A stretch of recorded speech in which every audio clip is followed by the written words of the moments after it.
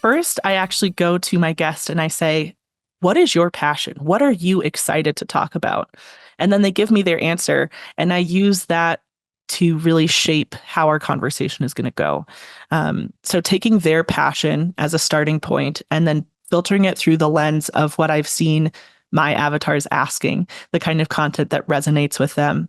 Now, I do have a bit of a leg up because in addition to co-hosting these podcasts, I also run original research. So I do a lot of survey projects of our audience.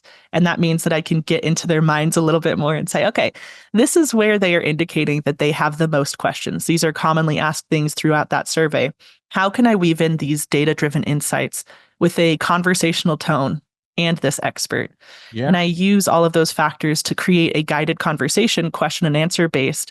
And it's been really successful thus far because we're delivering the kind of educational content people are looking for based on what they're actually asking for. Yeah, that's beautiful. Question, you mentioned that you have an idea of where the conversation is going to go. So you've got a few pieces of data, statistics that you found, you've looked up, things that you know your avatar, your listener wants to know already. And you ask questions kind of in this direction. Now, here's the question for you.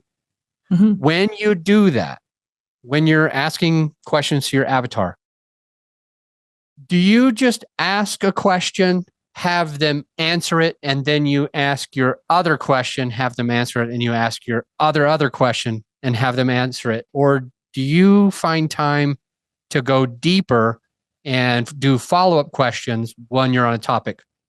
Which do you do? Why or why not? I love letting a conversation go deeper, right? I think that there's such a value in having organic and yet data-driven conversations. But I try and filter that through, is this a Krista curiosity? Is this just something I want to know and that I'm like itching to get my hands on?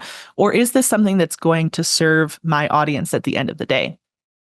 Luckily, I've had enough experience and I've been in touch with this audience and my avatars enough to have a pretty good sense of what's going to tickle both of our fancies.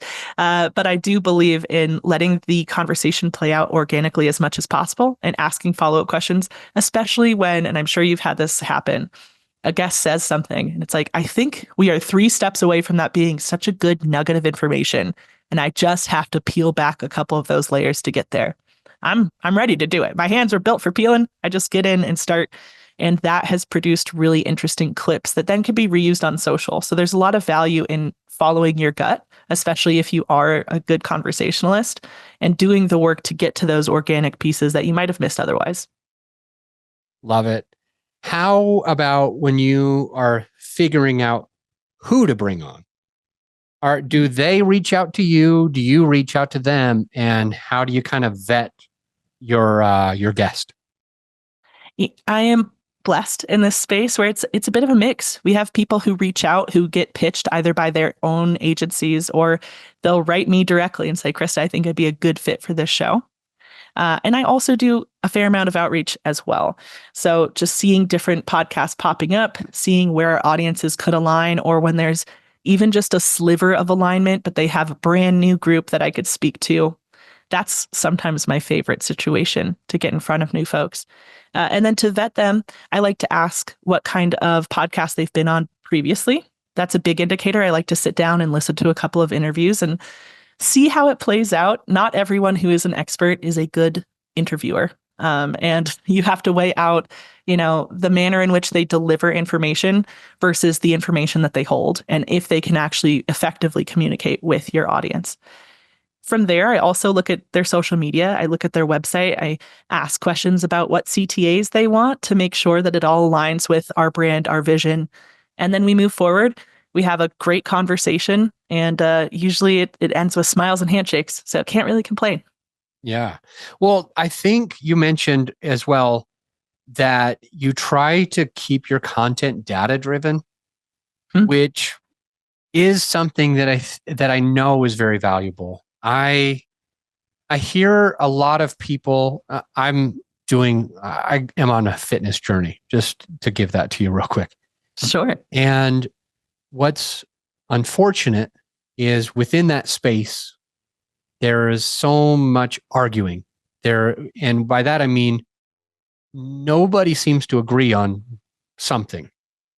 For example, people think, fruit is one of the best things ever, and you should have as much fruit because it has fiber, it has vitamins and minerals, it has your water. And so if you're eating fruit, then you get all these things. And then we have people saying, never eat any type of carbohydrates ever, including any fruits.